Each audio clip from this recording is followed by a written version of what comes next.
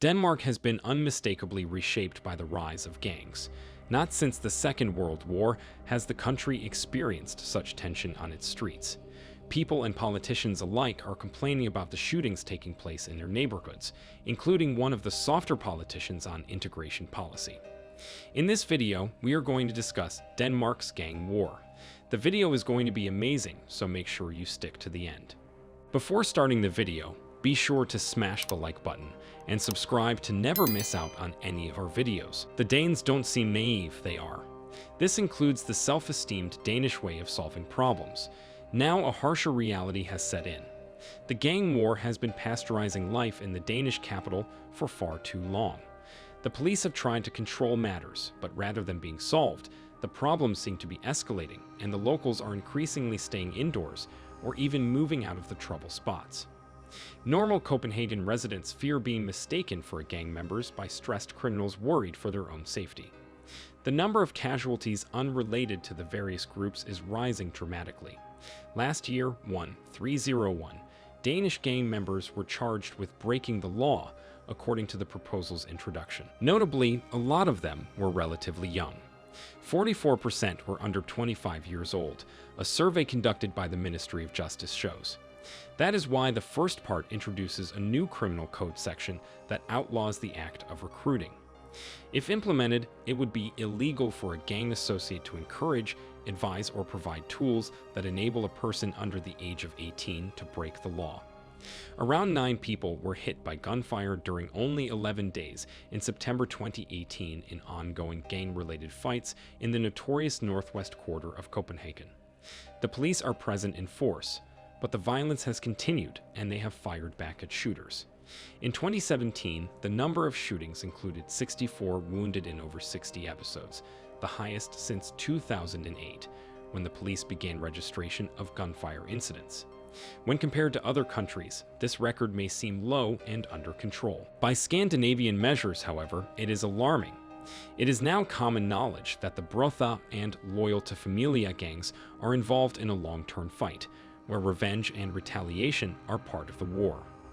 The ongoing gang war, with its clear ethnic tensions, has done little to better the already strained relationship between white Danes and foreigners.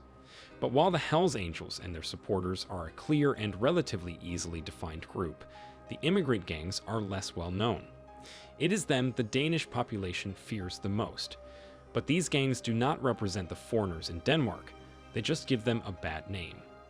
While there is every reason to clamp down on gangs' criminal activity, legislating one's way out of trouble is often not the answer. If a white boy gets a small prison sentence for carrying a weapon, while a foreign boy is expelled for the same crime, surely that is bound to make the foreigners feel even more stigmatized. As the only country in the Nordic region with a land border with Western Europe, Denmark is an important transshipment point for narcotics. Law enforcement observes the trafficking of hashish via the large volume of legitimate trucking through Denmark from the Netherlands, Germany, and Spain. Authorities also routinely seize amphetamines, cocaine, and heroin at ferry crossings from Germany and during random checks on the bridges from Jutland or Sweden. A majority of the heroin destined for Sweden and Norway transits Denmark. Around half of the heroin entering the country is controlled by the Pakistani mafia and Turkish mafia. Stefan Bo Jensen, a professor at Aalborg University's Institute for Politics and Society in Denmark, noted how this new legal package on organized crime differs in some ways from the preceding 3 packages. The others have been presented in the context of a noticeable increase in gang crime activities.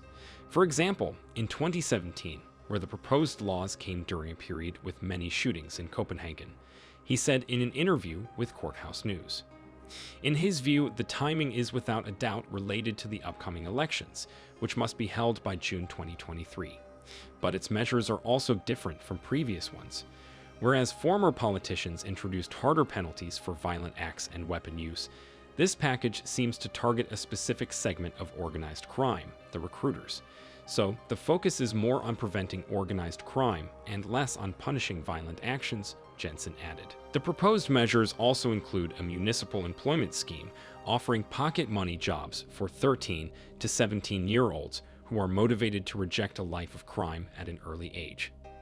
In addition, the government wants to introduce faster information sharing procedures to strengthen the existing collaboration between schools, social authorities, and local police in dealing with young criminals. At the Copenhagen police headquarters, Kim Cliver, the man in charge of investigating the gang violence, denies that race is an issue. This is about control of the drugs market, of prostitution, of people smuggling. It isn't racist, it's criminal, he says. However, others say that these gang tensions have been simmering for years and that the authorities have been too slow to react. Let us know your opinion in the comments section below. This was all for today. Hope you liked the video. Do not forget to subscribe to our YouTube channel. Stay safe, and we will be back soon with another video.